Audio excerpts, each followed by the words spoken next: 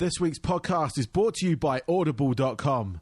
Get a free audiobook download and a 30-day free trial at audibletrial.com/DJ Force X.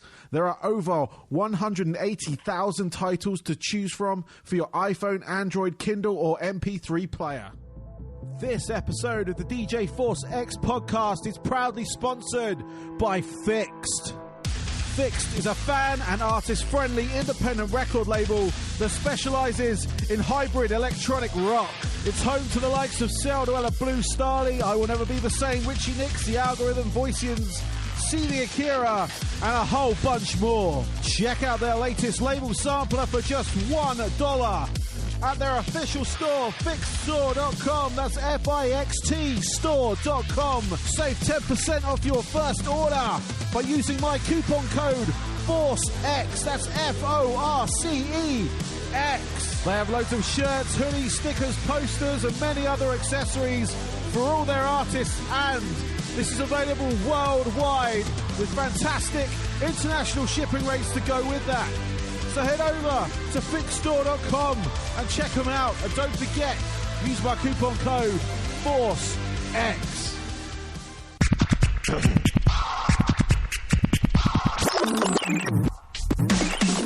Hello and welcome to the DJ Force X podcast, episode 48. Thank you for downloading, streaming, however you're listening to this. I have Lee Wilde coming up. He is the bassist from the band Servers. I had Lee Stora, the vocalist, on the show a couple of years ago now. So this is the second time this band has been featured on here. They got a new album out called Everything Is Okay. It's fantastic. Go buy it right now. Go on iTunes, go on Amazon, go on wherever and buy it. It's great. It's out now on Undergroove Records. Anyway, this week, launching my new radio show, so keep an ear out for that one. I'm just calling it the DJ Force X chat show for now. Just sort of a bit like this bass, but it's got music on it as well. I'm also looking to get music on this podcast. I'm looking to see how much that costs, see if I need to raise any money, anything like that, just to sort of spice things up a little bit. But yeah, apart from that, if you can rate and review the show, iTunes, Stitcher all have like rate and review areas, so a 5-star review would be fantastic. Check out my radio show on Tuesday nights, 11 p.m. UK time, 6 p.m. US East Coast time, on totalrock.com, on midnight on Saturdays Eastern time as well on the mix.fm, and on demand at any time on the mixcloud.com/DJ Force X. Now with that kind of housekeeping out the way, I'm going to let you sit back and enjoy this interview with Lee.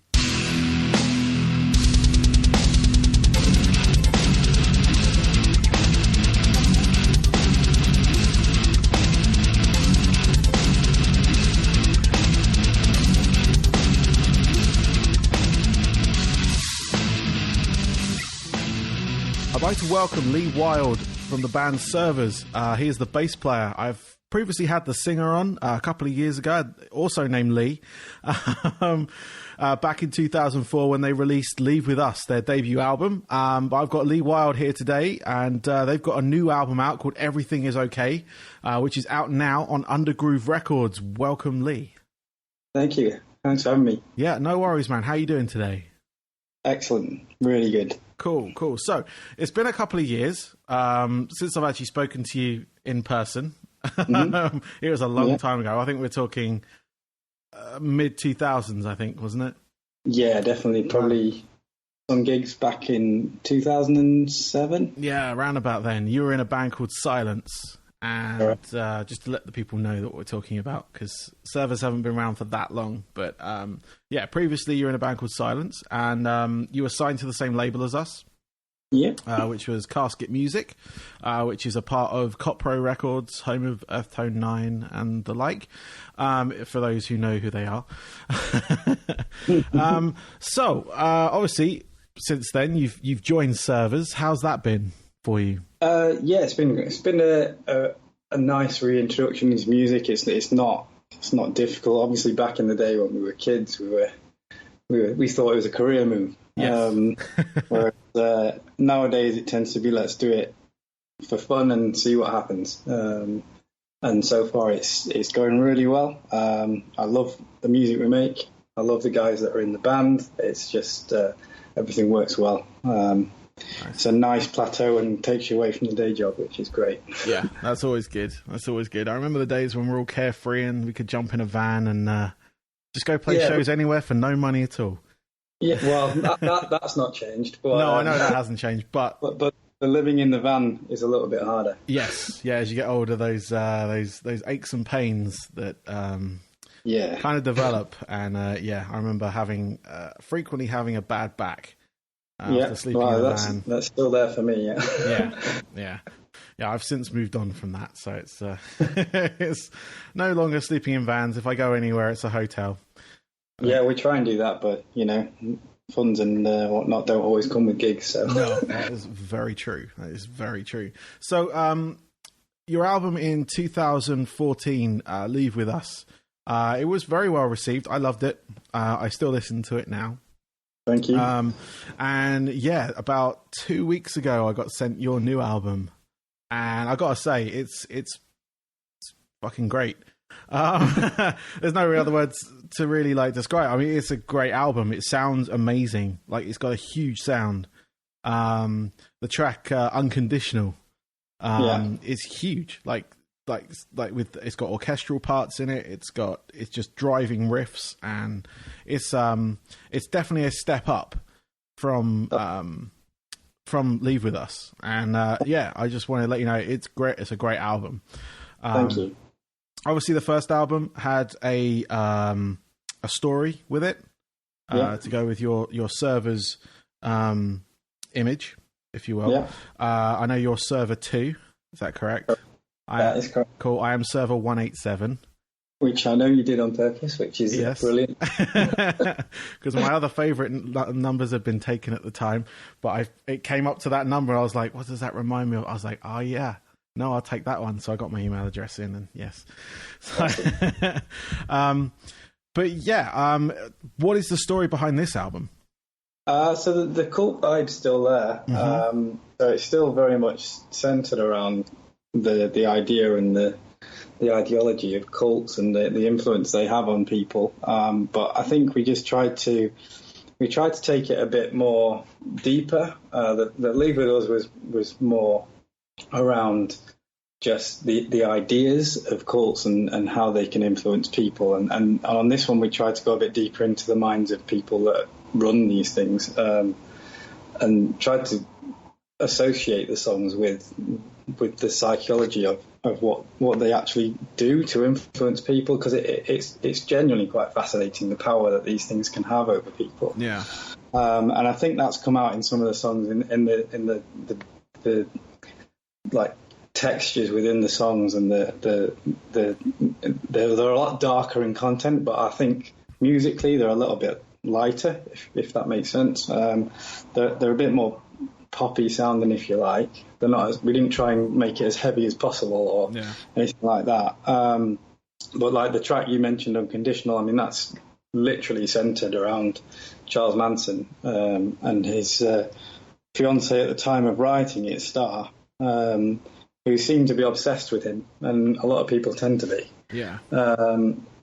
And we were really trying to get into what it is about him that is so appealing to people, because he's obviously got some sort of influence over people to make them do what they did. And that whole concept is just fascinating to us.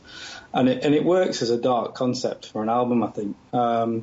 Musically, we don't try and tie ourselves down to anything. We don't sit there and say, let's write a song that sounds like this, or let's try and we knew we'd set quite a high bar with Leave With Us to our own standards, and we wanted we always try and make better records, and I think the underlying premise of anything that we do as servers is not about what the song turns out like. It's do we like it? If we like it, we'll go with the music, and then the lyrical content sort of sticks with the concept of the band, if you like. Yeah. Just give us that little bit different, and it gives us a way to put a bit of a show on when we do it live.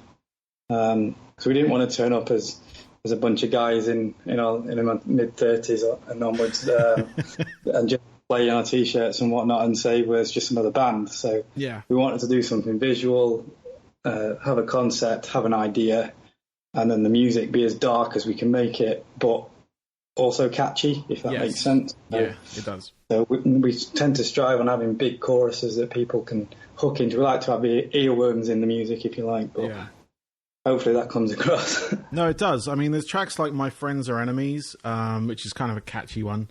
But they, like you say, you're not sticking to one certain sound, because there's a track, the last track, Into the Grave, which sounds quite different from a lot of the other songs on there. And I can hear bits of synth and stuff like that in the music as well, kind of entwining in between songs and things like that, which is cool. You had samples in the sort of last one. You kind of kept it with this one as well. It kind of tries to...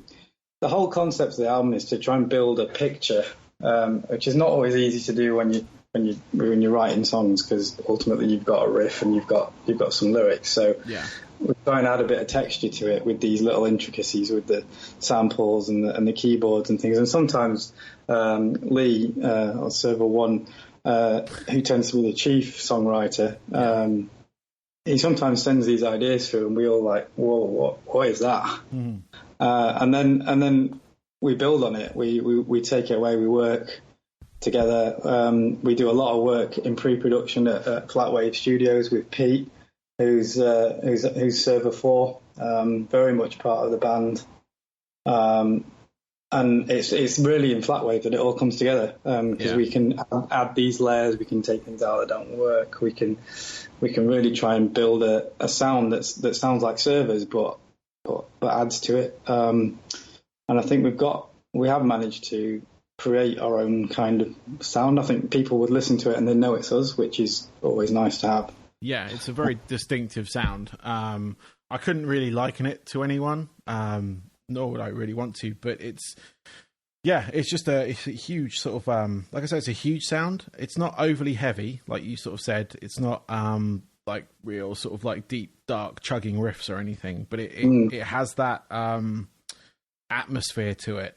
You say, that kind of dark atmosphere, that kind of dark chilling, but it's like the sound kind of encompasses you. I keep going about how huge the sound is, but there's a lot of albums that sound really flat.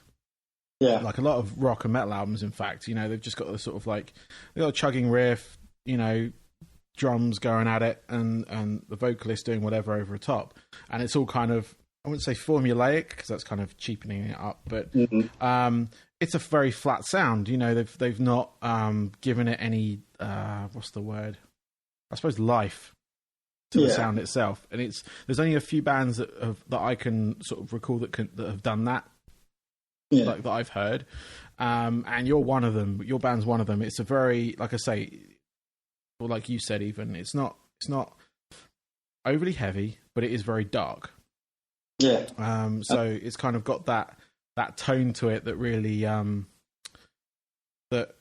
I don't know. It's just very. It's kind of a cold feeling, but that kind of odd cold where. I don't know. It's really trying to find the words for this.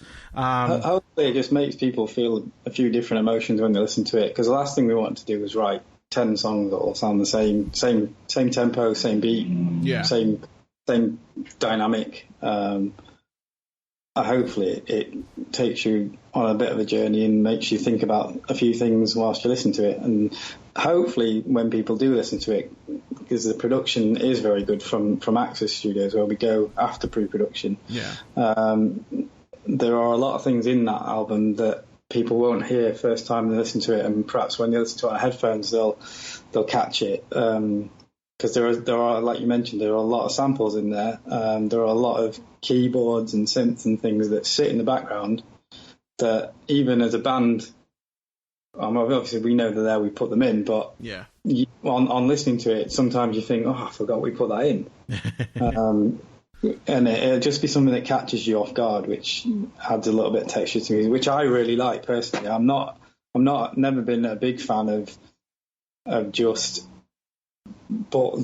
guitars and drums and bass. I think while technology is there, we should use it. And it adds to the band, and it certainly adds to our live show. Yeah, so certainly if you can use it as long as it's not just, you get some where it's just kind of there for no real reason. If you're building an atmosphere with a song, using those sounds, then it makes sense. There are a few bands out there that kind of don't do that, just use it because EDM's the big thing kind of thing, and they just throw in a dance beat or something, or a bass line, or a dubstep wobble, whatever they call it, and they just throw it in for the sake of having it there, and then people go, oh, it's got this bit in it, kind of thing. But obviously with yours, you kind of thought about it, and you've like said, okay, we need to build this, this aura of sound that will, it separates you from other bands, especially if you can do it live. Obviously I've not been fortunate enough to see you guys live, being all the way here in Florida. It's kind of difficult. Sorry, it's a long way to go. It is a long way to go, but it's one of those things where there's a few bands I want to see, and yours is one of them, just to see how it does translate live. I mean, I've seen pictures, videos, but they don't quite do it justice.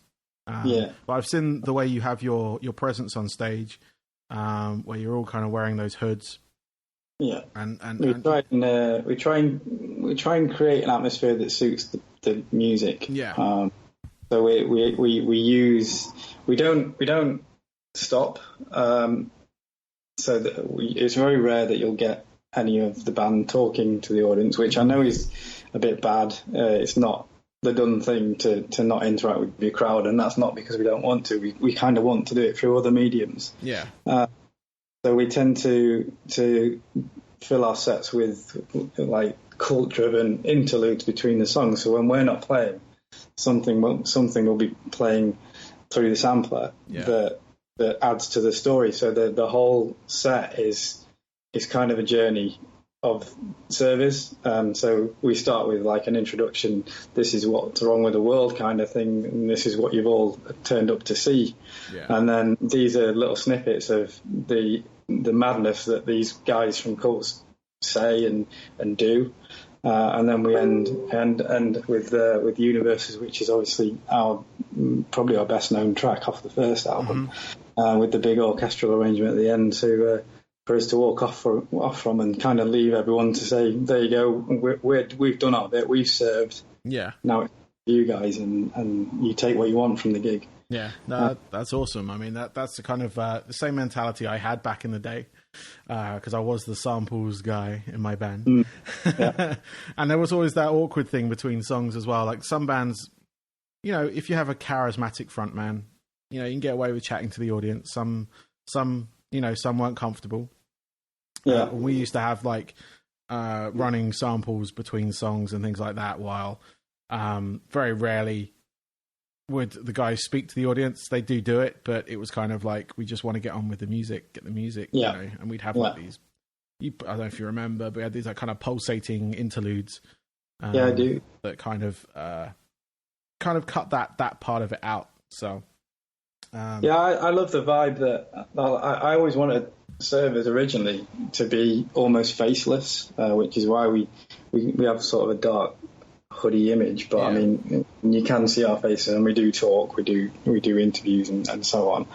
But I always liked the idea of the band being almost nameless and faceless, just to add a bit of intrigue to it. But it is really difficult to pull off in a world of social media. Oh yeah, totally. Everyone's in and out of your face and wants to know everything about you. You're only a Google search away from knowing what everyone does and where they live.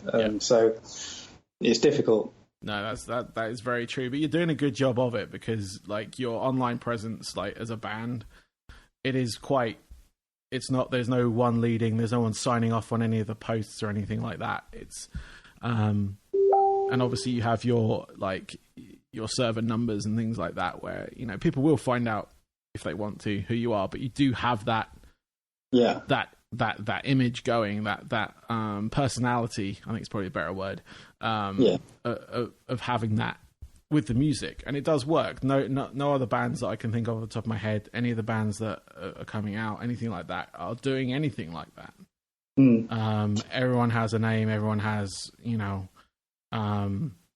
their thing, but it's not steeped in mystery, if that makes sense.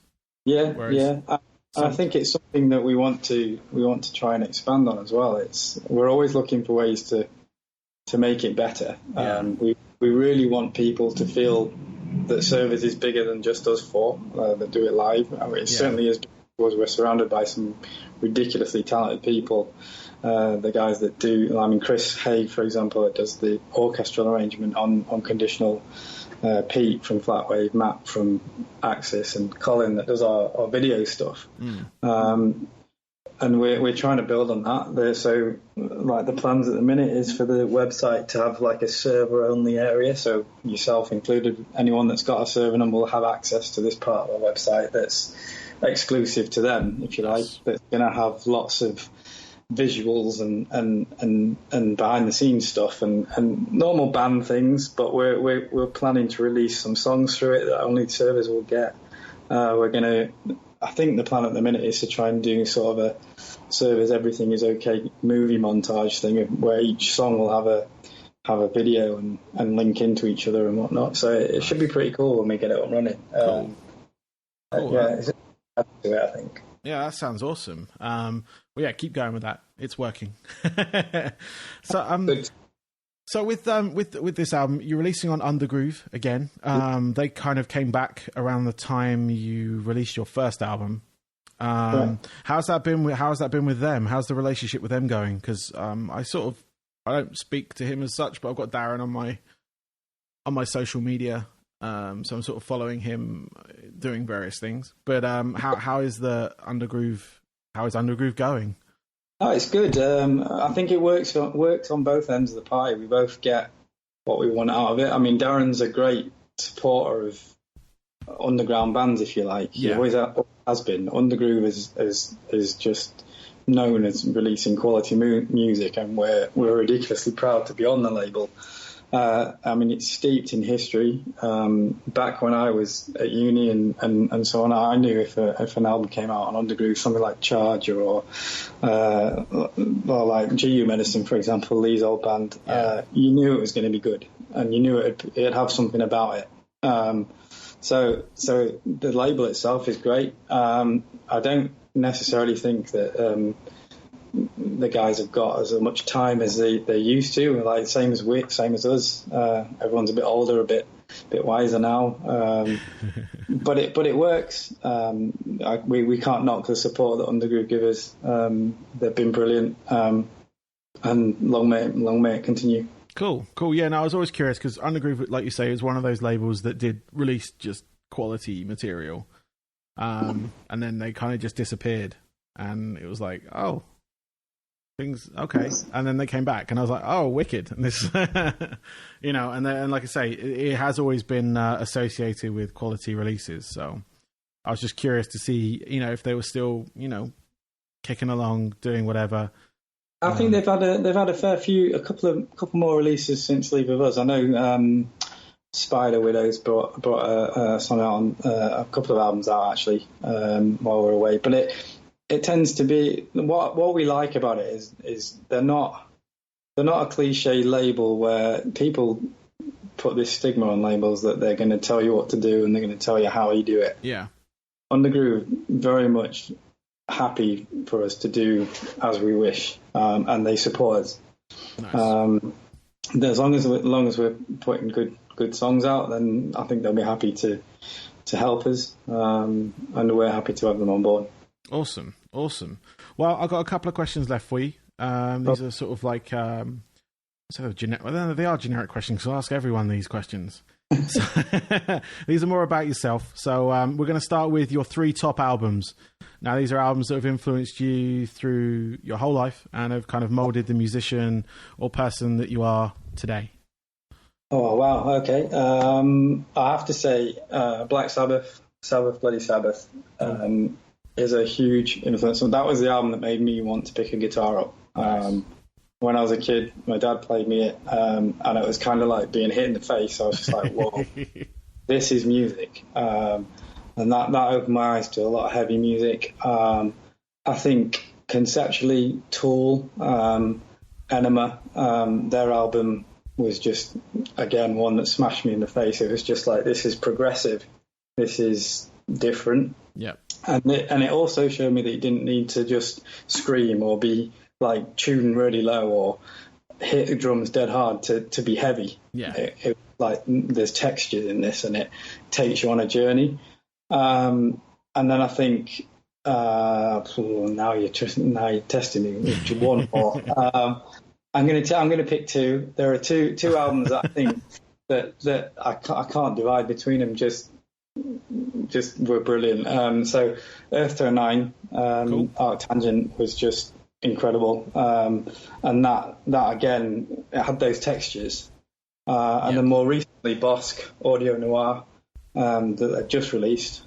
It wasn't an influence on my life, obviously, but it is an album that just stuns me at how good it is. Yeah.